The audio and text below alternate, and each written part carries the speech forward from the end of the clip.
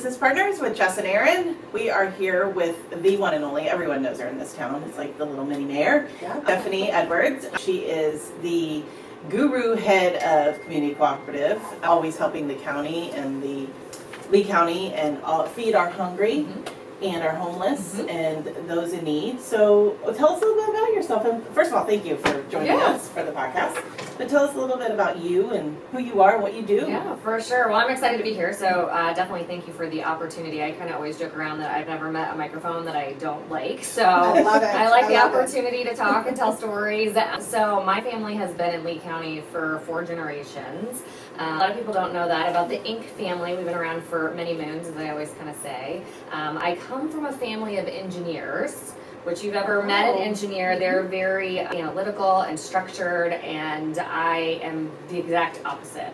So I'm not sure how that happened, right? But I'm more of the creative and outgoing, and I always kind of tease my family, my parents and my grandfather in particular, about the Edison Pageant of Light and the land of Edisonia. If you've been around Fort Myers long enough, you've heard of this tradition, and I jokingly say I could have been queen had my family been outgoing, but they weren't. They were just building their businesses and doing what they did instead of being out in the community. So. And you're picking that slack up for everyone. I had to do it for a few generations, so I'm filling in the gap. That's awesome. For sure. That's awesome. So you went to school here, grade school, high school? I went to high school. I graduated from Fort Myers High School, same as my grandfather was. My dad went to North, but yeah, we've all been around here for a long time, so we have really deep roots in this community. That's awesome. That's awesome. I have 2 graduates from that gives you, that gives you your basis of what your love of this town. It's kind of like us. We love our community and we like to give back as much as we can. I say that all the time, especially on weekends, the very few that I get the opportunity to go out on the boat or be at the beaches, and I just go, oh man, we live in paradise. People spend tens of thousands of dollars to come and literally visit our backyard, and how fortunate we are to get to live here. So. And we need to take better advantage of that. More boat time. I agree. I want to do more. It never seems like enough. Life gets in the way, right? Yeah. So tell us a little bit, so I know you were working with Tracy Galloway, you've known Tracy forever, and you were working at Community Cooperative. Tell us how you kind of got involved with Community Cooperative. So I have been a longtime supporter of the organization, even before Tracy Galloway was there. My family has been big into philanthropy and giving back in the community, and feeding people has always been near and dear to my heart. So I went to the events and I supported their fundraisers and did food drives and even did a homeless challenge in the backyard with my son at the time, who was 5, to try and bring awareness to people having to live outside. And this was many moons ago now. But Tracy and I have known each other for a long time. Even before she got to Community Cooperative, she was at what used to be Edison College, now is Florida Southwestern at their foundation. And when she moved over to Community Cooperative, she had an opportunity for a development director role, which I had volunteered with a lot of organizations. At the time, I was a recovering financial advisor who loved what I did, loved the math, loved the clients, didn't probably love the financial house I was in, and I said, I don't want to do this anymore. And so I wasn't doing anything. And she called me and we talked, and I ended up there, and now 10 years later, I'm still there. It was supposed to be just a temporary stop, but I really love the organization and love what I do. So what is your title at Chief Executive Officer. So you are the head honcho. Yep. And what does a normal day look like for you there? There is no normal day. There are some days where I feel very fortunate to be working with a lot of the generous folks in our community and raising dollars to support the mission, because we're a grassroots organization and every penny really helps support the work that we do. We're not a government-funded agency. So we have to work really hard to bring in all of those dollars. Sometimes, we were talking about when I first got here, we're short-staffed or volunteer, something happens and you have to jump in. And so maybe I'm having lunch with a donor, and maybe I'm delivering Meals on Wheels, or maybe I'm taking the garbage out. You never know. It's everything I love that, and anything in between. Yeah, it's never boring. That you do everything. I mean, we love watching the organization. I mean, runs so smooth. We volunteered a couple times. It's one of my favorite places to volunteer because it's just so fun to be around your group, and not only your employees, who are second to none, they're just amazing, but your volunteers are just... And the stories they have. Your volunteers, I mean, they come from all walks of life. I mean, we met a couple that was out on Sanibel that had lost their home, and here they were trying to recover and 2 weeks later they were in the kitchen with us cooking meals for somebody else. So just We've really got neat. Great people that support our mission, which is pretty incredible. And sometimes some of our volunteers have been with us for a long time. I was going to say, they're faithful. Well, they're faithful, and then you go, wait, you what? What did you used to do? Yeah. Or you met who? And you didn't even realize that because they're always just there busy Humble. stocking shelves and very humble. I love that. Great people. That's my favorite part of when we're volunteering is getting the stories, you know, getting to know each one of them and their own individual stories. Their characters. It speaks volumes about you because it Yes. runs so smoothly. From the time we arrive, they tell us where to park to get and to run an organization of that size. And talk to us a little bit about how many people you have working and what you guys actually do, because we go in and we help cook for the soup kitchen, but there's so much more to your organization. Sure. Well, I appreciate the compliments because there are some days where it does not rise. Lots of hiccups in the way. So I always say we're almost like 4 organizations within one. So we're celebrating our 40th anniversary this year, and we really started as the Fort Myers Soup Kitchen. And then over the decades, if you will, we started adding more programs and doing more things. So we're not only Sam's Community Cafe and Soup Kitchen, that's how most people know us. We have a big community market where people can come. It's a choice model pantry where they can come and get emergency groceries. Yeah. We have a big mobile food pantry distribution system where we take out trucks and we go out to where people are to meet people in need where they are instead of them having to come to us. And that goes from, we're in Pine Island, Cape Coral, Lehigh, Collier, we're in Immokalee now, Bonita, and everything kind of in between. So that's a pretty big program. And then we have a social services and education program, which really works for a holistic approach to trying to solve our mission that if you come to me hungry, I'm going to need to feed you again tomorrow, right? And it's a perpetual thing. Everybody's hungry every day. But if we can figure out why you're hungry and what your need is, whether it's something we can solve or a connection to another organization, that's where we really move the needle. Love that. I love that part. Love that. Talk to us a little bit about hunger in general, because there's a huge need in our community. When we stocked your pantry, I came to Jess one day and she wouldn't leave. She's like, I love this. She loved meeting the people and hearing the stories. And you can come back every day. That's what they say. I'm like, Jess, we have a meeting. She's like, no, I'm going to finish. my It's job. so fun. It's like I love helping each one come in and shop, and it's the community and the feeling that you get there. And I know there's always good and bad with everything, and it's like you said, it's nice to hear the compliments because the negative always outweighs the positive in times. But the feeling you get in your heart when you're there, it's pretty cool. Well, that line is long. The Very line long. to get into that pantry is long. So and it's every day. Yeah, so food insecurity has always been something that communities struggle with all the time. We have noticed recently, especially with the uptick of inflation, more and more people are needing assistance. It used to just be somebody who had a situation that would happen in their life and they kind of got down on their luck and they needed that hand up, if you will. Now we have working families who just can't afford to live because the cost of living and the cost of groceries. I joke sometimes, but when I'm out talking to people, I'm like, but have you seen the cost of groceries? Right, You it's know? crazy. So that's been an interesting thing too, that we have higher numbers across all of our programs than we've ever had, which is wild for me to say because every year has just trended up from hurricane to pandemic to Ian to I keep waiting for it to level out or for us to go down, but with the cost of things now, that's not going to be it. And we've had to evolve the way that we do our programs as well. So you guys have volunteered in the community market, you've seen the line. That's just our normal walk-in hours, but we had to realize we needed to touch other people, if you will, that couldn't get to us during those times. So we created something called Market on Demand, which is a really neat program where you can go online and sign up for a slot, a time, if you will, to shop in the community market with a volunteer on a one-on-one basis at your leisure. So you can make the appointment and come when it works for you. And we've noticed too, it's been a really eye-opening experience for us to see first-time pantry users who need the service, but you know, it's humbling to have to come and get groceries or to stand in a line. And so we've realized that we're connecting with so many more people that way. Yeah. Different clients. Yeah, it's nice. We helped one group out. It was a woman and I guess it was a friend. They both had come. So we walked them to the car. They were telling us about they had, just not busy right now. We don't like to come. I mean, they were so humble. They didn't want to be there. And it was, you want to make them feel like they're it's just such a humbling experience for them to have to come in and get food, because here's women that probably had a good job and a good business at one point. And many of the people that we see are employed. They Yeah. just can't quite make ends meet. So that's why we work really hard too. And you guys have been there to see that it's not just a few shelves with macaroni and cheese and tuna Right. fish like you would normally think in a normal pantry. But we try and really just keep those shelves full so nobody has the feeling of, oh, I don't need it, leave it for someone else. Yeah. Or variety, right? Like I want to Right. make sure if someone's coming that they have things that I would want to feed my own family. Yeah. And Yeah. And when we were there, you had such a array of, like you said, of options, but you were getting them while we were there. People were dropping Warm and Love. I mean, so Yeah. many different. The one thing that I remember the most of it, Publix had dropped off a ton of bread and baked goods, and everybody was like, "Wait, I didn't know Publix had that bread." Wait, we were going through it all as we were stocking the shelf, and that's so it's not just your volunteers and your staff, which obviously are, again, they're amazing. It's also the community that's constantly.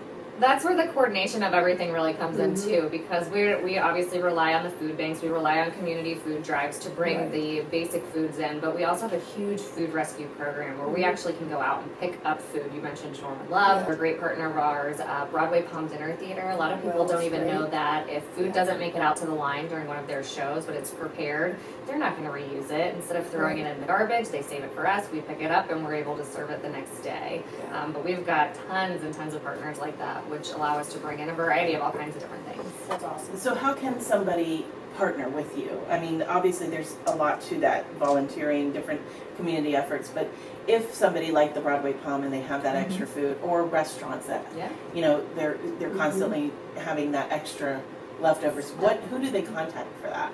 Yeah, you can go right online to our website. We have communitycooperative.com, ways to give. There's lots of opportunities there to see how to host a food drive. We have really a step-by-step how to do that at your own business or your civic organization or church, or even if it's in your neighborhood, giving back food rescue. Donations, we rely on philanthropy and dollars, and whether it's donating $1 or $1 million, or I always jokingly say I take gold bars, gifts of stock, however it needs to come in. Food drives is one that I've noticed too has tapered down a little bit, and that's a big indicator on the economy as well for us, that you sort of have that middle echelon of donor who maybe can't write the check but could donate a box of food, isn't able to do that as much as they used to. So if anybody wants to host a food drive, we need lots of those. All right. Hear that, everyone? Yeah. We need food drives. Guys. So, but I'm going to back up for just a minute, because we know lots of restaurants. We partner with lots of restaurants for different events, and I've heard over the years, we can't donate that food, or we can donate that food. So what are the parameters around restaurants that have food left over? I know you mentioned Will and Maureen. They're fantastic. Food safety is always a thing, right? Like I definitely don't ever want to take a food rescue item that's been sitting out for a long time that might, have temperature issues. Never want to make anybody sick, right? So we work with those partners to really go over those parameters of, if you have something, here's how you store it, here's how you save it, here's how we can pick it up, or here's how you deliver it to ensure food safety, because that's always a top priority. So you'll go out and pick it up. So if a restaurant has a big menu and they don't use all the food that night, you'll go out the next morning and pick it up. Okay, that's a great message to get out there, because I think a lot of people get confused about that. So there's Good Samaritan laws put in place for the state of Florida, and we work really hard too to determine whether it's a safe thing for clients or not. So. Yeah, totally get that. So one of my questions, I mean, we see you, and like you had said early on in the podcast, you're all kinds of roles, from taking the garbage out to heading up one of your glorious biggest. when you put it like that. And sometimes it might be when you compare the other things you do for a job. So taking out the garbage is kind of like it's by yourself. You're walking. A little mental break outside. Yeah, you're not so stressed. It's just it's like mowing the lawn. It's like sometimes it's just so nice.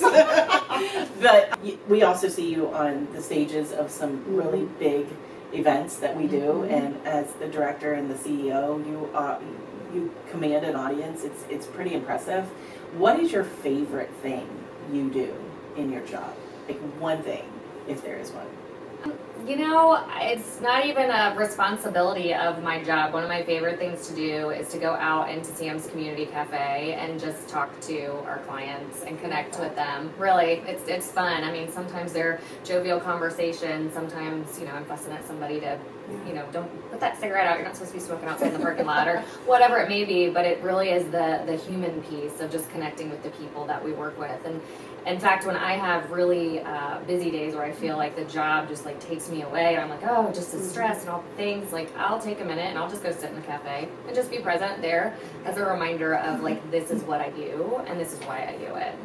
Awesome. We often say, as we have our foundation, and we often say that they're good kids just in bad situations. And this relates a lot to this. I mean, these people did not, they didn't wake up and plan to not have money to buy food or not have a shelter over their heads to sleep at night. And so, they're people, they're humans, and they have hearts. I used to tell my kids when they were little, when you're at school, you have to be kind because those people have hearts too. And they go home to a mom or a sister or brother or dad, and they have to be that person. And these are the same, they're humans. And just because they can't afford to feed themselves doesn't change one thing about them. And sometimes it's so easy when you get caught up in a work environment or life, you live in a bubble.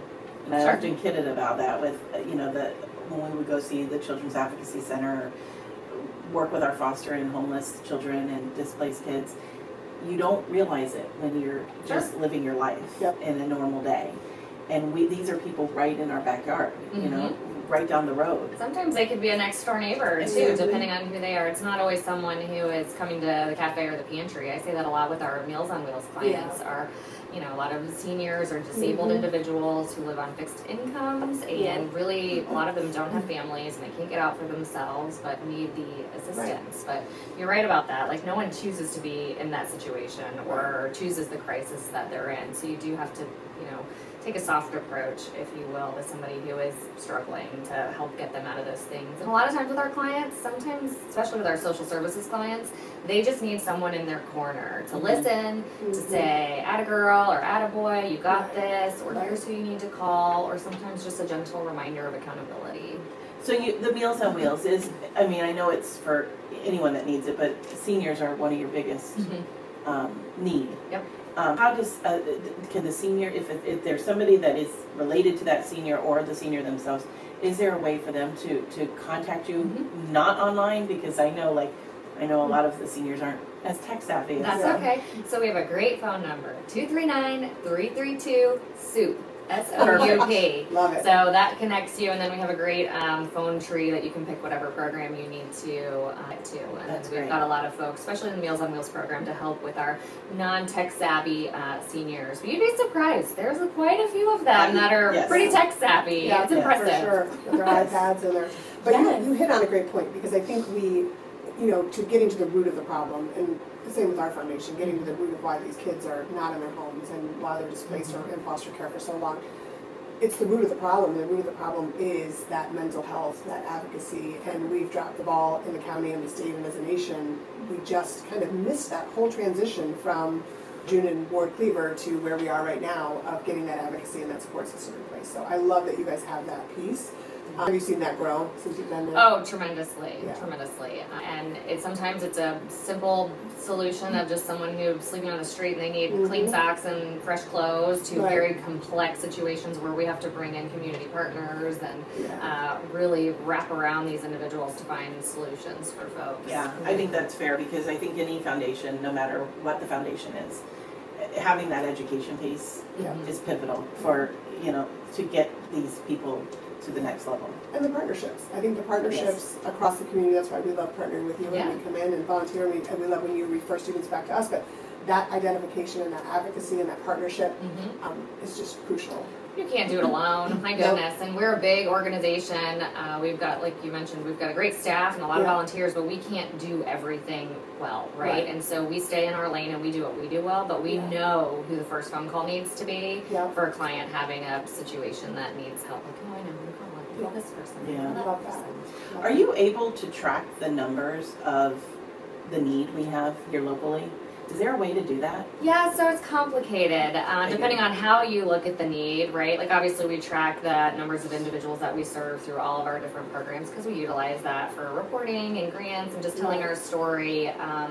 We have other collaborations that will do point in time counts to see how many people are homeless in the community at a certain time. But again, you're not going to get to everyone. And I know you guys do a lot of work with homeless students in the district, and you guys probably have those numbers. But in reality, are those numbers accurate? Because a lot of people don't report. They don't report. They don't want to report. It, like you go back to the humble. It's we're scared. It's Not scared. only that, they're a lot of them are here and shouldn't be here, or they're here for different reasons, or they don't want to be identified because they don't want a certain person to find them. Sure. So tracking is It's tough. It is really hard, and again, that's where that just collaboration with all the other organizations comes into play, because we have a huge referral network, right, out and in of all sorts of individuals. Yeah. Do you feel that Florida is higher or lower than the national average? Is there a way to even know that? Or even South Florida? So you have a lot of reporting that you can read, but a lot of that, they're skewed or they're lagging indicators, right? So you're looking at reports from a couple of years ago. I just go off of what I see within our organization to know, for me to run my programs, the cost of everything is up. To keep my shelves full in my pantry, buying food, the cost is up. I mean, even like, we're a nonprofit, but I run a business too. I always joke around with donors, like nobody wants to help like underwrite workers' comp insurance, but that's a cost for me, right? For sure. Because I employ people, and so even that has gone up. And so when you have those inverse numbers of costs are going up and donations are coming down, or food drives are coming down, but then with inflation, your numbers of clients are skyrocketing. It gets a little scary, so we've had to work really hard this year. But long story short, we're skyrocketing. And our county is growing, Florida is growing, and that's the thing I always like to point out too, is there's not another community cooperative across the street popping up to do the work, right? Like we're just taking on more and more. And at what point is that? Where does our breaking point? Haven't found it yet. Been close a couple times, I feel like, especially after that last big hurricane. No, you're tough. You're tough. Yeah, we have a strong company. We figure it out, and that's a piece too of we evolve. So the mission has always been the same to end hunger and homelessness, right? But how we serve that mission, like I work really hard with my staff to remind them that just because it's how we've always done it doesn't mean that's how we have to continue doing it. Like we have to evolve to figure out how to meet the need. One example of that is our mobile hot food program. We've sort of been beta testing that since last year, and we're notorious for doing work and not doing a good job of telling people that we're doing it. But we're taking hot food out to all of our mobile food pantries, which is different from what we've ever done. So it's almost like soup kitchen on wheels, if you will. And it's been very popular and very well received. So we're trying to figure out how to make that a main staple now at all of our pantries, and how to offer that to other organizations too. We're going a little bit backwards here, but I would be remiss not to mention, because I think a lot of our listeners know why it's called Sam's Soup Kitchen, but why? Tell us who Sam is. I mean, we know, but Sure. So Sam was a force, number one. He was a local businessman, been in this community for his whole life. I think his father started Sam Galloway, the Ford dealership, and then turned into Ford and Lincoln. And I think they had some other dealerships along the way that they've bought and sold, but most people know them as Sam Galloway Ford.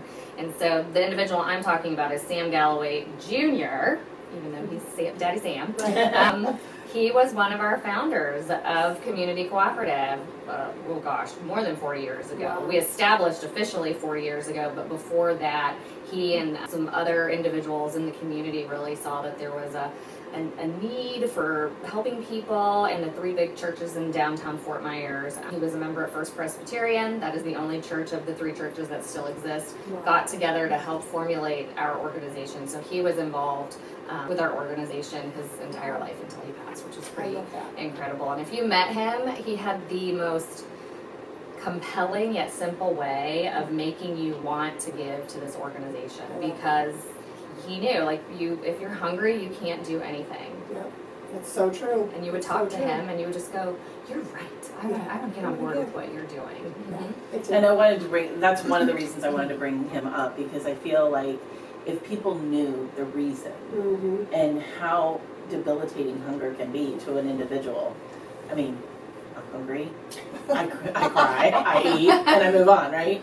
people can't do that. So when Yeah. it's debilitating, Sure. it changes your whole life. It's like these kids that we try to help. We know when they're hungry, they can't go to school and work. Sure, They're not right. going to be effective on tests or learning or retaining information because their mind is hungry. They're hungry. Where they're getting their And, where they're yeah, getting their so school. one of the reasons why we do what we do is to keep them moving forward and being successful in life, because ultimately if you can't find that success, it's going to be a constant cycle of coming back to where they are. So I love how Sam, Mr. Galloway, Sam had created that and the story behind him. It's And instilled it in his family for generations. Sure. His family has just carried that on and carried on a legacy, and they're just giving, all around giving. they all have So, wonderful hearts. Yeah, they do. We were very fortunate. His son Robert Galloway actually sits on our board, so they are still very involved with our organization, and they host our big fundraiser every year, which was Sam's original idea of having a party inside his service garage. So we're very grateful for the continued partnership And we there. always look forward to that. One of our favorite events Yes. every year. So March you- 6th. Yes, Save you the get to date. see Save the everybody, date. everybody Bring your in checkbooks. town. Or your gold bars or your stock. I'll take those too. Whatever, Don't forget. Whatever. Yeah. But you do that one event, but it's the reminder all the time that people are hungry all the time. It's not just that one event. I know that's your prime event to raise money, just like our holiday drive is for our kids, but it's year round. And as your need goes up, if you want to get involved, reach out to Community Cooperative. Yeah. Especially this time of year, we've got the holidays coming up, and I try to remind folks, like, I know we are hardwired because of movies and whatever to only really think about giving back during Thanksgiving and the holiday season, but we do the work that we do all year long. Yep. So I joke with my friends and say, "Oh, do you need me to come volunteer on Thanksgiving?" And I say, "No, I do not need you on Thanksgiving. I need you in like July. Right. Yeah. Can you come in Everybody's July? gone, right. I'm still You're doing the super work, right? I need Yeah. you then." Yeah. And as we say, time, talent, treasure. So Yeah, if you don't have the money right now, so many people are paycheck to paycheck or just trying to keep their head afloat with their work or they're paying high grocery bills, whatever it is, you can still give your time. Oh my gosh, and we There's have so much lots of opportunity. for that. Yeah, For sure, oh yeah. for sure. So So if you want to get involved, visit communitycooperative.com or call 239-332-SOUP. I Yep. love that.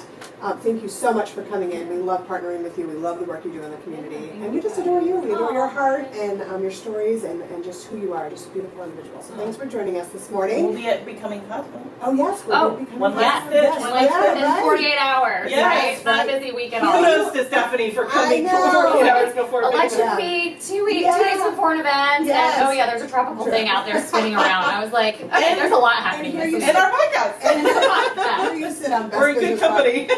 This is good. This is calming for me though, so I was happy to come I know. here. She came in this morning. I was like, I can't believe you're here this week of all weeks. So Becoming Cosmo is Thursday It's night always at the something. ranch. You can still get tickets, Yep. correct? Yep.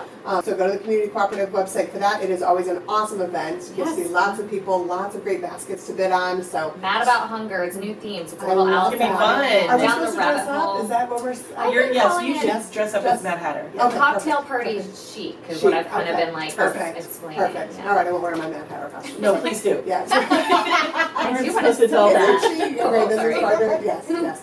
Thank you all for listening. We are the best business partners, Jess and Aaron with the Old Florida Dream Team. Call us for all of your real estate needs. We do commercial, residential. That is how we give back to our foundation, and our team is able to give so much back to the community and partner with Community Cooperative and so many other organizations. So call us for all your needs at 239-744-1944. Follow us on social media at Old Florida Dream Team or follow our website at oldfloridadreamteam.com. Thanks for listening.